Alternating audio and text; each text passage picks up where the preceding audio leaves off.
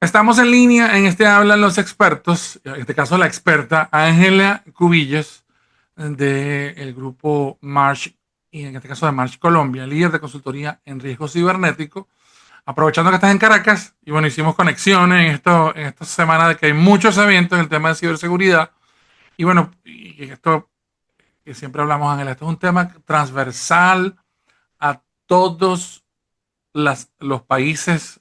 En la empresa no puede faltar café, chisme y ciberseguridad. Totalmente.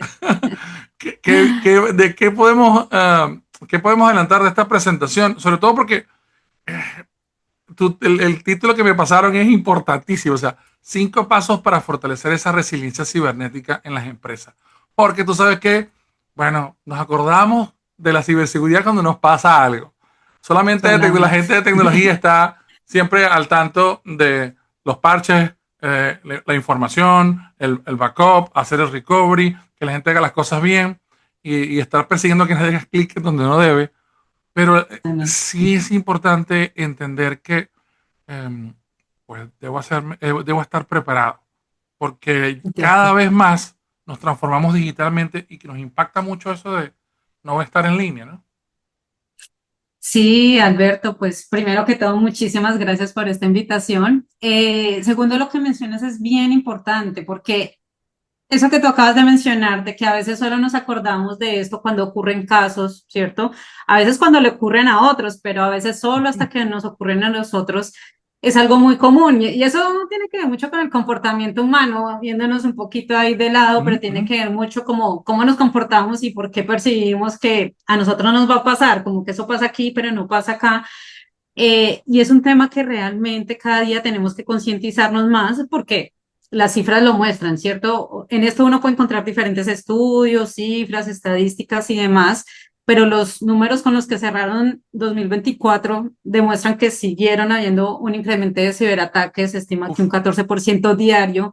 Se estima que las empresas, como el 70% indicaban que, por ejemplo, están recibiendo nuevas amenazas de fuentes como temas de ingeniería social, perdón, de inteligencia artificial, Ujú. que vino a traernos muchas capacidades, pero obviamente también quienes hacen mal uso de ella, pues también vienen a atacarnos. Entonces, cuando hablamos de resiliencia cibernética, que va a ser ese tema que vamos a tocar en los eventos en estos días, pues estamos invitando a las organizaciones a que aumenten o preparen esas capacidades que tienen de poderse proteger, de poder detectar, responder y ante todo recuperarse, porque esto es una realidad e infortunadamente nos va a pasar, ¿cierto? Ya de pronto ni siquiera preguntémonos cuándo, porque cuando a veces preguntamos cuánto le estamos dando ese paso a la incertidumbre y no, esto nos va a pasar.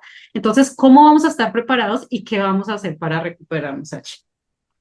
Aquí siempre hago el ejemplo en el tema de ciberseguridad de que normalmente es muy difícil hacer ese ejercicio como hacemos en el tema físico.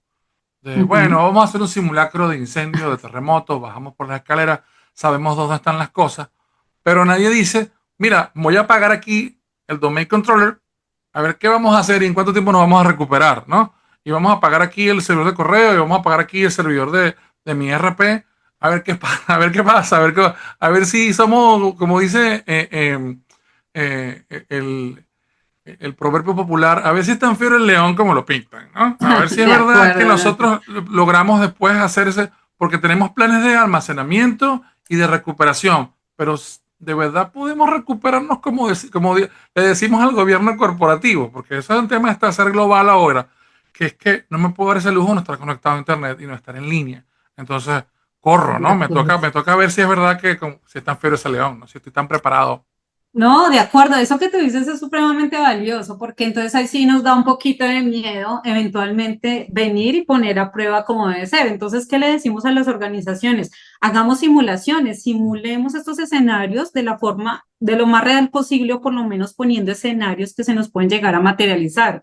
Tenemos que poner a la gente en estas situaciones, hacer simulaciones de respuesta ante ciberincidentes, simulaciones de cibercrisis, ver qué vamos a hacer, ¿cierto? A veces nos dicen, no, pero todavía no tengo estos planes, todavía no he probado, pero pues, que el ciberataque puede ser mañana. Entonces, si va a ser mañana, ¿qué vamos a hacer y cómo vamos a responder? De hecho, entre tantas cifras que se encuentran por allí, Alberto, se estima que menos del 40% de las organizaciones prueban esos planes de respuesta. Entonces no estamos siendo, como diríamos en Wow. Colombia, que tan juiciosos y no estamos haciendo el ejercicio como debe ser. Si no lo hacemos, ¿cómo vamos a esperar que la gente, que nuestra tecnología o nuestros procesos puedan responder ante estas situaciones? Entonces sí Claro, nos falta un poquito más allí. esa capacidad de reacción a veces va asociado que los que estamos en IT, ¿sabes? Entras al centro de datos y yo te muestro todos mis juguetes y todos los juguetes nuevos que compramos y lo que viene y lo capaces que somos, pero nunca hacemos ese roleplay. No, no nos atrevemos a menos que la corporación nos jale la oreja y diga, bueno, hay que hacer ese, Ya tocó. hay que atreverse. Entonces, claro, tú tienes alguna forma de medir. Y aquí es donde el tema de ciberseguridad tiene eh, tres componentes, ¿no?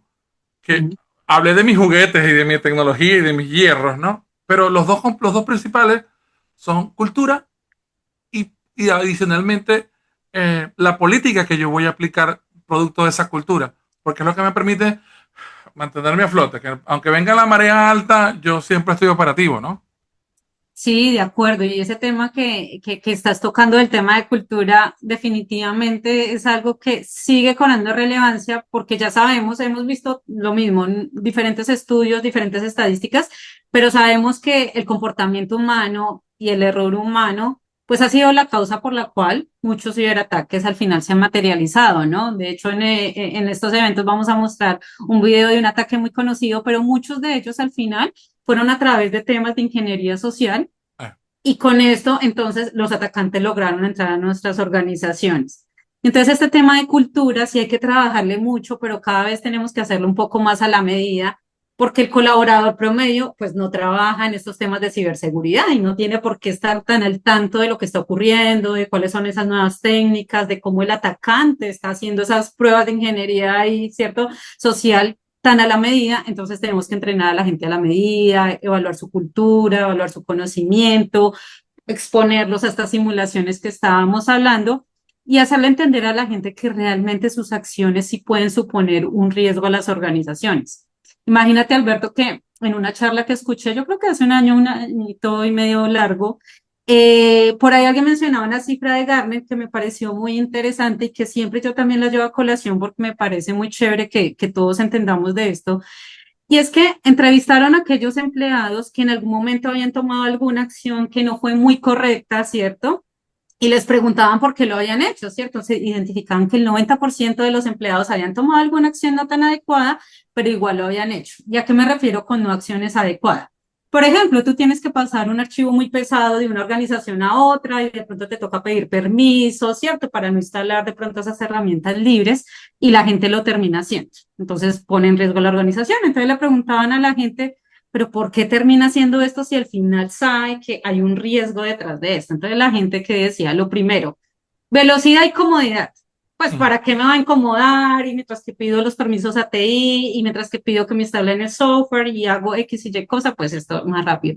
Pero lo segundo y más preocupante es que las personas decían, lo que pasa es que para mí el beneficio que voy a obtener al hacer esa acción rápida puede no ser tan grave como el riesgo al que estoy poniendo la organización. O sea, yo claro. nunca veo que el riesgo que por el que va a pasar la organización va a ser tan grave, ¿cierto? Y en cambio yo sí puedo obtener un beneficio. Entonces, cuando estamos viendo ese tipo de cosas, aún hay que trabajarle mucho más a las personas que de verdad, que a raíz de esas pequeñas acciones de publicar documentos a través de pronto de herramientas de inteligencia artificial y demás, sin anonimizarlas, o por estar transfiriendo archivos con herramientas libres, si realmente estamos poniendo en riesgo a las organizaciones y hay que trabajar el tema de cultura, pero de una manera supremamente fuerte. Obviamente eso tiene que ir en conjunto con qué? Con controles técnicos, administrativos y demás, para que cuando ese tipo de cosas pasen, pues obviamente tengamos ciertas barreras y logramos pues detener a tiempo. Pero el tema de cultura definitivamente tenemos mucho por hacer. Claro, ese tema de formación, ese onboarding de un nuevo empleado, que no es que toma el laptop y todo, bienvenido, no, no, no, ya va. Hay que hacer un proceso de formación, de Sí, entender que en esta conexión post pandemia de usar un VPN, entonces no es que, ay, qué chévere, me puedo conectar desde mi casa a la oficina, no, ya. dado por Y no pasa descontado. nada. En el momento en que te conectaste a internet, comienza el riesgo. Entonces, yo necesito que si ese riesgo se va a ampliar conectándome a través de Internet a la compañía, pues hay un proceso de formación para poder prevenir este tipo de ataques, ¿no? De acuerdo, y algo que acabas de mencionar y que nos lleva a otro punto del que vamos a tratar en estos días es, finalmente las empresas estamos enfrentando ciertos riesgos y la estrategia que definamos para hacer frente a esos riesgos, pues tiene que estar basada en ellos, ¿cierto? En identificar cuáles son los riesgos que yo estoy enfrentando, finalmente, eso qué supone para la organización, yo debería entender un poco aparte de cuál es mi riesgo, cuantificar ese riesgo, ¿cierto? Entender qué pasa si se me materializa, cuál va a ser el costo para mi organización y a raíz de ahí definir una estrategia que es la que me lleve a implementar esos controles que haciendo un análisis costo-beneficio me hagan todo el sentido, ¿cierto? Al final entendemos que no hace necesario tampoco coger estos frameworks de buenas prácticas e implementar todos los controles porque hay algunos riesgos que yo puedo aceptar y otros no, ¿cierto? Dependiendo mi apetito el riesgo. Lo importante es identificamos esos controles, cuantifiquemos y miremos según mi apetito el riesgo que me hace o no sentido.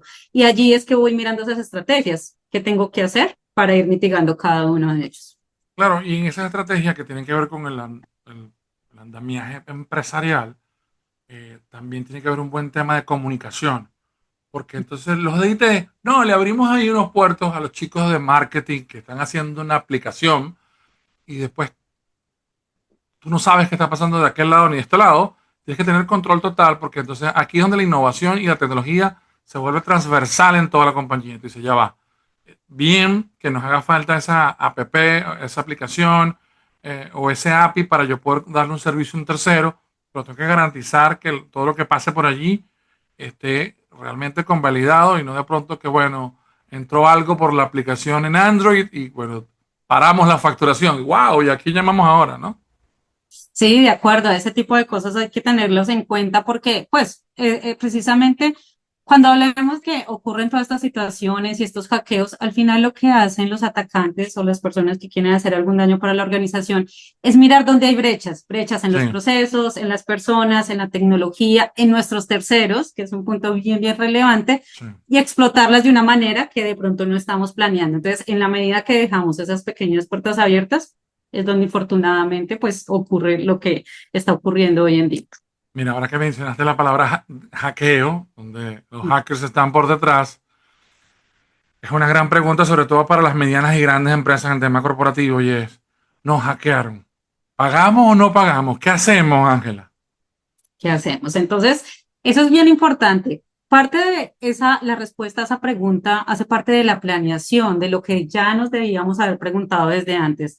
¿De qué dependerá eso? Finalmente, nosotros tenemos que estructurar, diseñar esos planes de respuesta ante este tipo de incidentes cibernéticos, en donde una de las cosas que debemos plantearnos es qué va a pasar en ese momento, ¿cierto? Mm, ¿Cómo vamos a responder? ¿Cómo nos vamos a recuperar? ¿Y qué decisiones vamos a tomar?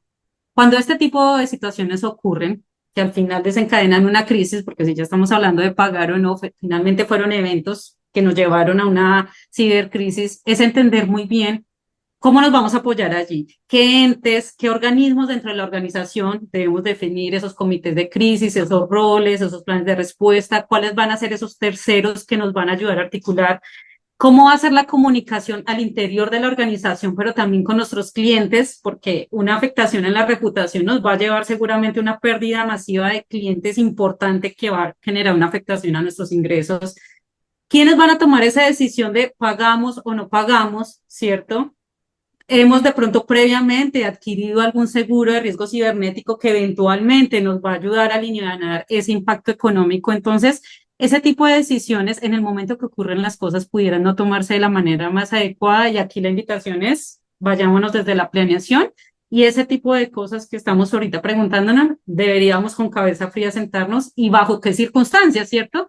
Claramente cuando nos acercamos a alguna empresa, lo primero que dicen, no, no, eso acá está prohibido, acá no vamos a pagar. ¿Qué va a pasar en el momento que deberíamos tener ambos escenarios, pero finalmente cómo nos vamos a organizar, cómo vamos a responder y cómo vamos a llevar esta situación? Pero eso sí, parte desde la planeación para tomar las decisiones más adecuadas para nuestro negocio. claro, y eso también pasa, no solamente en este caso corporativo, eso es un problema de los grandes. No, no, no. Yo lo he visto en pequeñitos tan pequeñitos como pequeñas tiendas de 2 metros por 2 metros en un centro comercial, en un mall, que te dicen, ay, nos cayó ransomware. Bueno, no importa.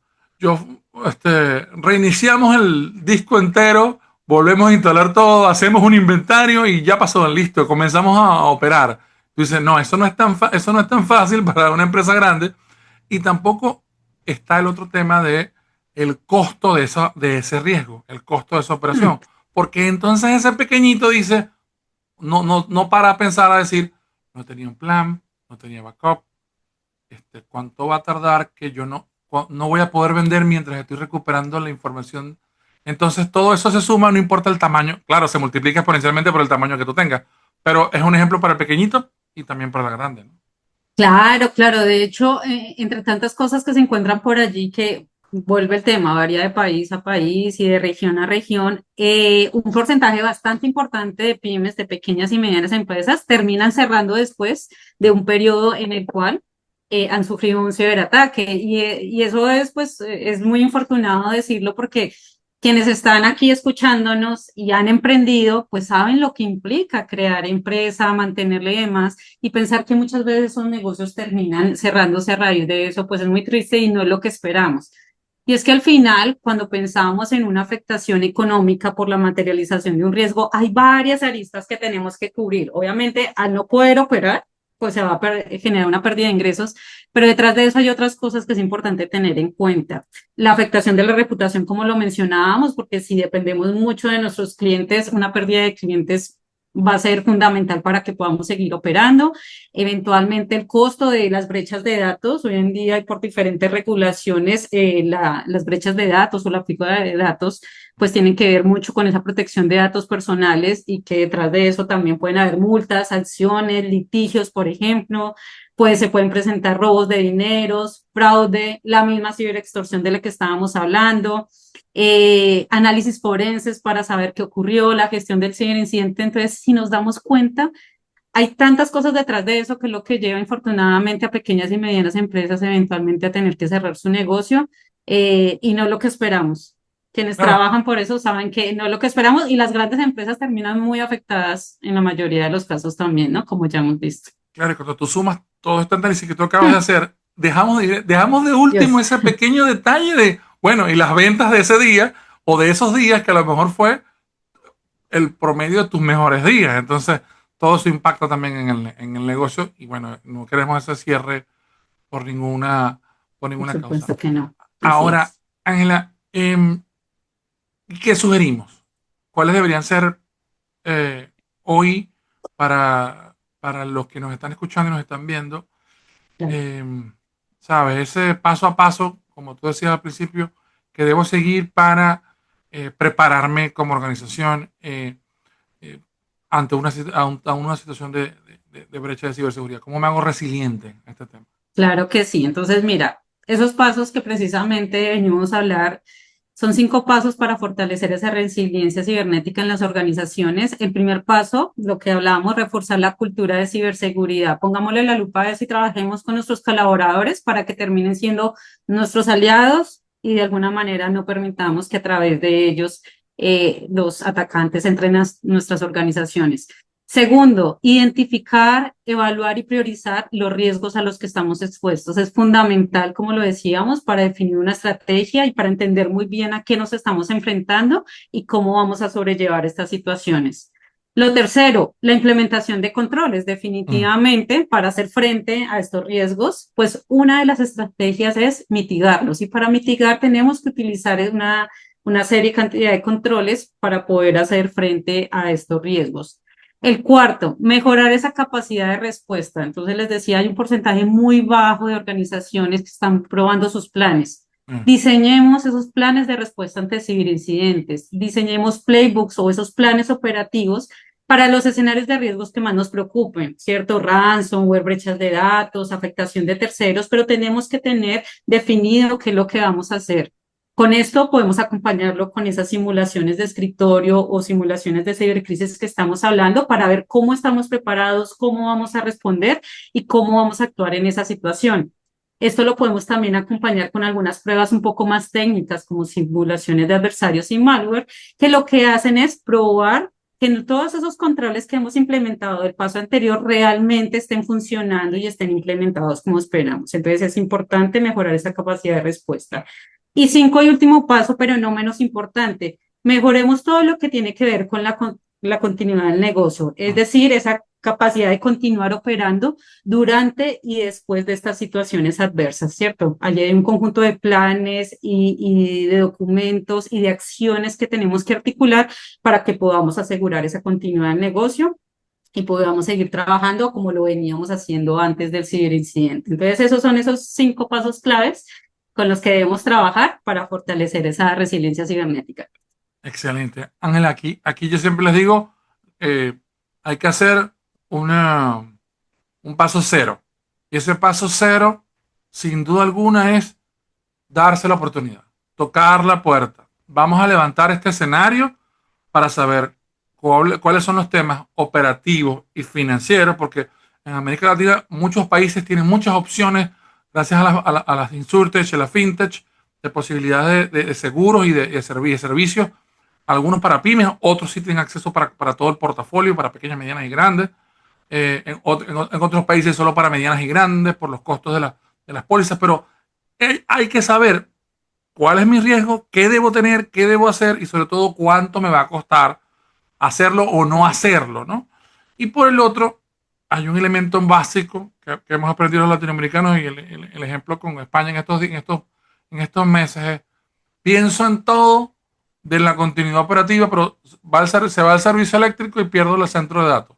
O se va al servicio eléctrico y el punto de De venta, acuerdo. después que yo tengo una super compañía con todo en la nube, pero no hay electricidad ni forma de seguir vendiendo en el punto de venta. O sea, esos son los Actividad, detalles de ingeniería que ¿sí? tenemos que Total, afilar para poder mantener esa continuidad operativa, ¿no? totalmente de acuerdo, Alberto. Así es. Ángela, muchísimas gracias por estar en línea con nosotros y en este hablan los expertos. Quien quiera tener más información, vamos a invitarlos a March en march.com, correcto, ¿no? Que tienen toda la ¿De información acuerdo? Ujú. desde cualquier país de América Latina, aquí en Venezuela, en Colombia, en todos los países de la región pueden contar con el servicio y el apoyo de March. Y es esto que acabamos de hacer, tocar la puerta, ir a tocar la puerta y en el caso de Colombia, cuando nos atiende Ángela y hacemos ese sizing de poder ver cómo está mi tema de ciberseguridad, ¿no? Gracias de Claro nuevo, que Ángela, sí, y Alberto. las palabras finales para ti, ¿no? Ay, muchas gracias. Bueno, si no estamos listos, sí, toquen la puerta que aquí estamos desde March para acompañarlos, para ayudarlos a entender ese riesgo, gestionarlo y, por supuesto, transferirlo. Entonces, para mí ha sido un gusto acompañarlos en este espacio. Alberto, muchísimas gracias por la invitación y bueno, hasta una próxima oportunidad. Excelente, muchas gracias. Ángela Cubillo, líder de consultoría en riesgo cibernético de March y también en March en Colombia. Amigos, hasta una próxima oportunidad. En este hablan los expertos. Estamos en línea.